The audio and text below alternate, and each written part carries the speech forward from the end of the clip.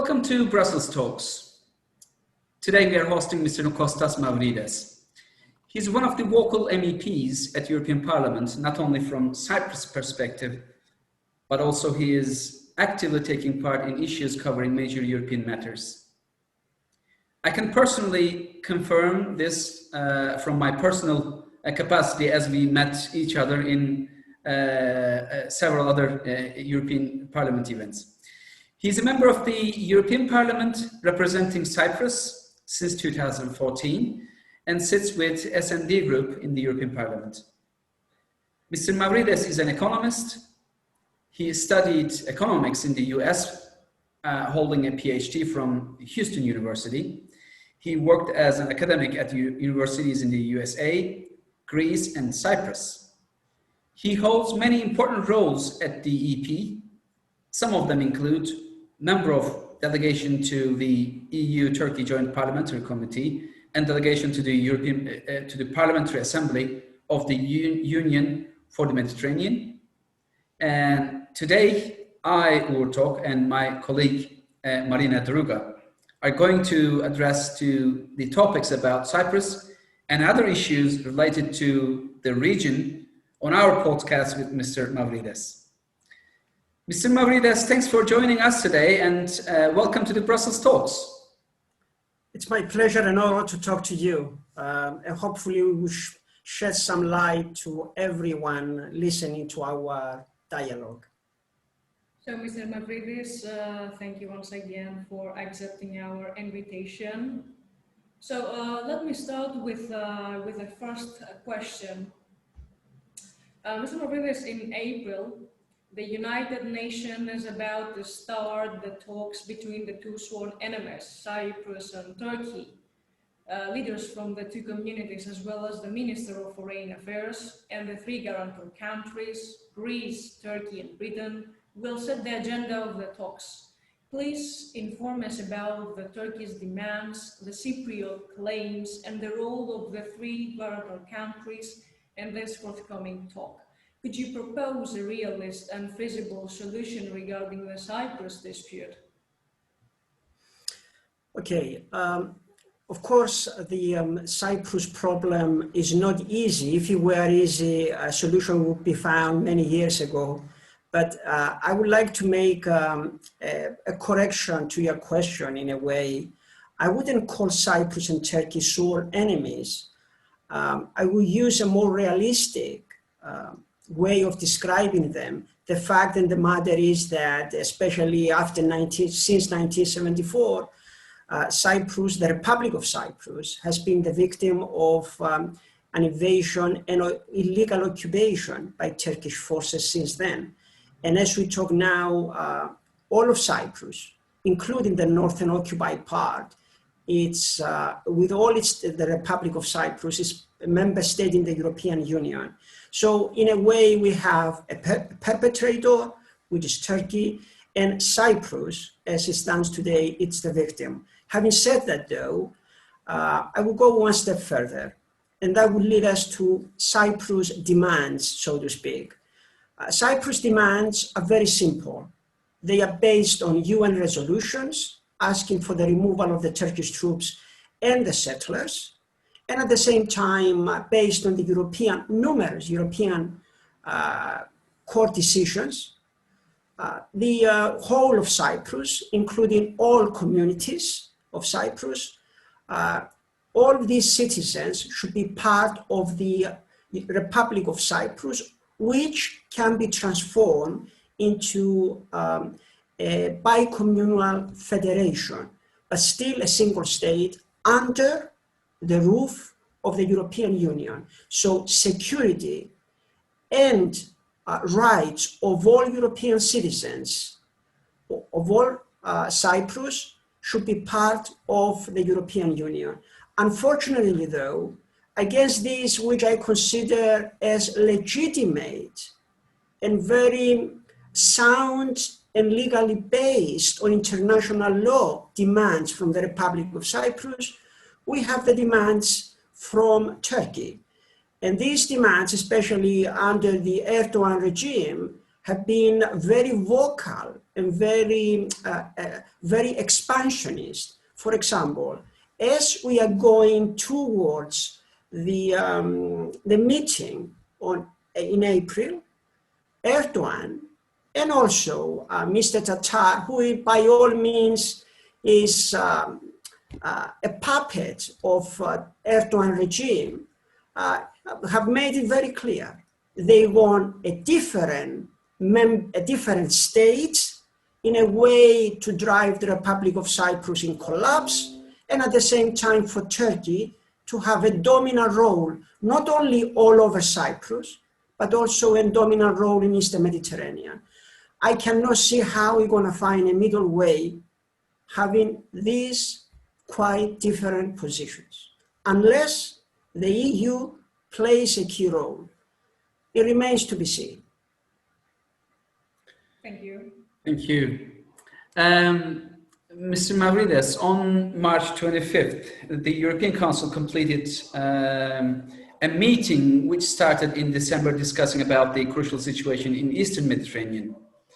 The EU Council decided to approach the crisis by enhancing once again its relations with Turkey instead of kind of restricting President Erdogan and his violations. They plan to increase the funds to Turkey in the framework of EU-Turkey statement. What is the Cypriot opinion about that?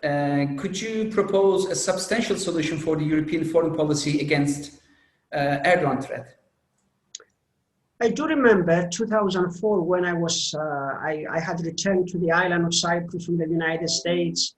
There were many great expectations from the people of Cyprus, Greek Cypriots and Turkish Cypriots joining the European Union, investing in the European Union to be a catalyst. That was the word, the term at the time, to find a settlement in Cyprus, with EU having a very important role in securing the new settlement. But unfortunately, we are, as of today, and my experience being a member of the European Parliament, I will be quite frank with you, whether it's being called positive agenda or carrot and stick or engagement policy, these are different alternative names for the same thing. And what is that? Essentially, the policy is the appeasement policy, just like the sort of policies being applied during the late 1930s towards Nazi Germany. So in a way, we keep the monster control by feeding them with more money, with more territory, with more concessions. At the same time, the people within Turkey are suffering the most. But not only that, humanity all around Turkey is suffering. So to make the long story short, I would say this. Yes, indeed, the European Council has to find a common denominator among all member states, which is not easy. But after we have tried over and over again the appeasement policy, and by all means it has failed, I think that using the same policy and expecting different results is not very smart. The new policy, which has long been waited for, it's a policy of sanctions. We should face up to reality. Sanctions, economic, or even embargo sanctions in terms of arms. It can go on in terms of political sanctions. And these can drive the Erdogan regime, which already suffers through a fragile economy, to a very difficult position. Even though we don't want the people within Turkey to suffer, but we have no other option. And that's the reality. And that's why the EU many times uses double face. When it comes to Russia or other states, we do have sanctions right away. When it comes to Erdogan regime, we still have to try different tools. And by the way, we do have very important instruments. For example, the customs union. We can use the trade against the Erdogan regime, or other tools, providing with more money or having more concessions I think we are feeding the monster. And unfortunately, as time goes by, the price that humanity would pay off at the very end of this experience to get rid of this monster would be accumulated, and one day in history, we would be ashamed of this appeasement policy, just like during the late 1930s. Thank you. Thank you for your answer, Mr. Mavrides. Let me proceed to the third question. After the firing of the head of the Turkish central bank, the Turkish currency, the lira, plummeted dramatically. Is this event going to play any crucial role to the forthcoming Cypriot-Turkish talks and to change the stance of European Union somehow? Is this economic crisis in Turkey going to make its foreign policy weaker? I do have a very short answer to your question. Maybe this is the easiest so far question. My answer would be this. No, I don't have any expectations of changing the policies, the foreign policy of Turkey, because just like any other regime, the Erdogan regime is trying to find enemies. And if there are no enemies, they make enemies. And that's why they disseminate this kind of fear into the public opinion within Turkey. You are a traitor, or if you have a different voice or line or understanding from that of Erdogan, in Turkey you are being blamed for being a terrorist or a traitor. This is foolish. In a democracy, we should have different views. But anyhow, my answer is that, unfortunately, just like any other regime, in order to survive, they are looking for new enemies.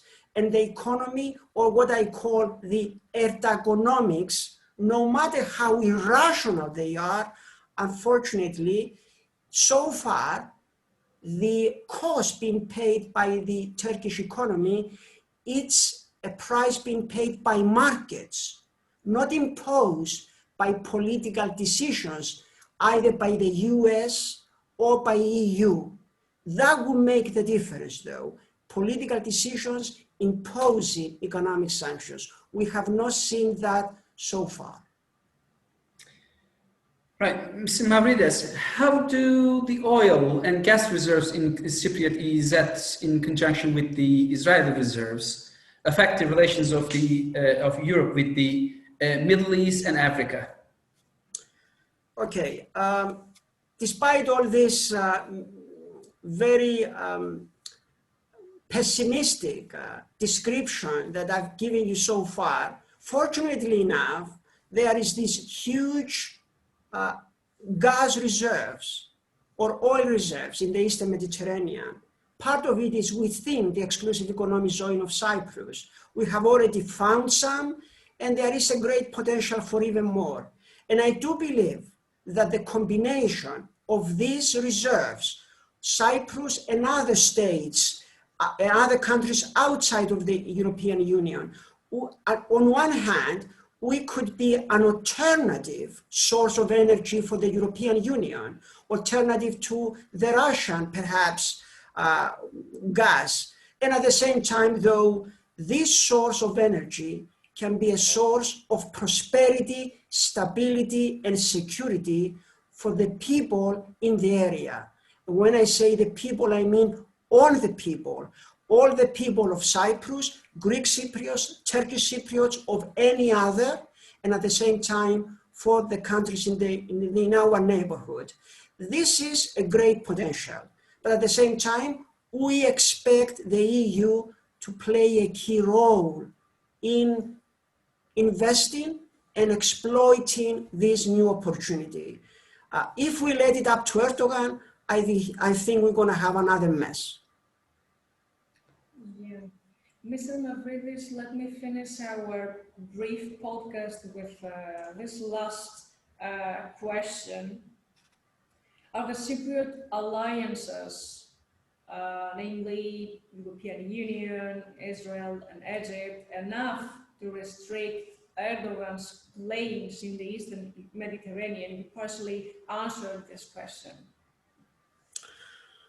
My answer would be this. Not even the US, not even NATO, in which supposedly Turkey is part of it, which, by the way, I even doubt that. And I have asked the Secretary General of NATO recently, a few weeks ago, to explain to me how come a NATO member is against the interests of the West in all aspects, Eastern Mediterranean, Syria, Libya, or otherwise. But anyhow, to come back to your question, I would say that by no way Cyprus has the means to control or restrict this neo-Ottoman expansionist policy of Turkey. There are no military means or any other capabilities by all means. What I have hope for, though, is that a combination of factors, especially economic, commercial, and even an embargo, can drive this regime to such an isolation, so where the combination of outside forces and the inside, the domestic opinion, in a way would be in line with this common resistance against the oppression of Erdogan, and hopefully you're going to have sort of new government in Turkey, more democratic, that would provide security to the people in Turkey, and at the same time to stay on a European path. And that would be a hope, not only for the countries outside in Europe, but also for the people of Turkey.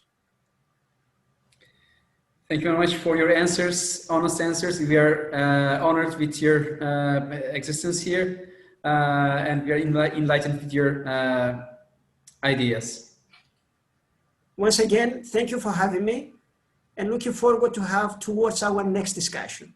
Thank you.